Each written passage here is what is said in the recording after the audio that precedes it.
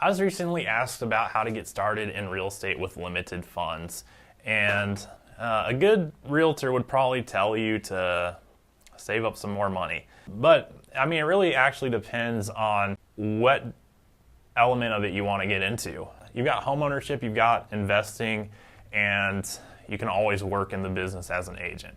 And those are pretty much the three basic routes, or if not as an agent, there's other branches of the business you can work in. Lending, all the service industries that cater to home buyers and home sellers even. Here I'm going to be talking about what I do on the investment side of the business. I've completed 2 flips last quarter of this past year actually. My goal is to do 12 more this year, so I'm super excited about that and getting into that. But to answer the question on how to get started in real estate with limited funds from an investor standpoint, my preferred method is private money, because private money allows things to happen a lot easier than pretty much any of the other funding mechanisms there are out there, which the big alternative if you're flipping properties is hard money.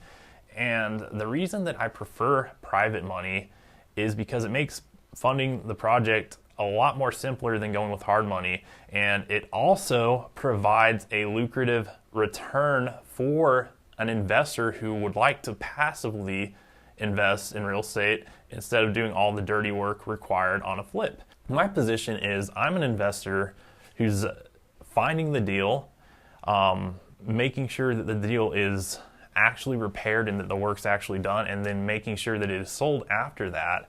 And the private money investor is another investor who isn't doing any of that, but they are sending the funds to closing when we close the deal. In return, they are getting an interest rate for that. They're earning a nice return on their money with a note that is backed by the first position on a real asset that is bought under market value. So to run you through the actual numbers of the first deal that I did using this strategy, the property that I acquired had a after repair value, or in other words, the market value of $100,000. I actually ended up selling that property for $107,000, which is the amount that it actually did appraise for. I just prefer to be conservative with the numbers I use when I'm putting an opportunity out there for a private money investor. The property wasn't market ready when I got it, so purchase price was $54,000. I had a rehab budget of $15,000. My private money investor funded 100% of the purchase price, or in other words, $69,000 at closing. In exchange, they got first position on that note for a 69% LTV, which is pretty darn good. So that provides like a 31% buffer between where we're going to be all in at versus the market value. And then also a pretty lucrative rate of return. So I paid out a 9% annual rate with an additional 2% paid up front.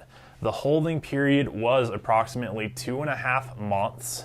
Total interest paid out to the lender amounted to $2,932.50 over that 2.5 month time period. So the annuitized rate of return in that particular scenario for that private money investor amounted to just over 18% due to the quick turnaround time and the fact that there were 2 points paid up front. Because if your money is only out 2.5 months, then theoretically you could put it in another deal afterwards and again and keep turning the money over. So that's why the annuitized rate is higher than the rate that we offered, is because if you're moving the money fast, then you can actually achieve a higher rate of return based on the fact that you're collecting those points up front every time. I hope that was educational for those of you who are intrigued by the investment side of the real estate business. And if you are interested in talking about this more, just reach out to me. I'd love to have a conversation.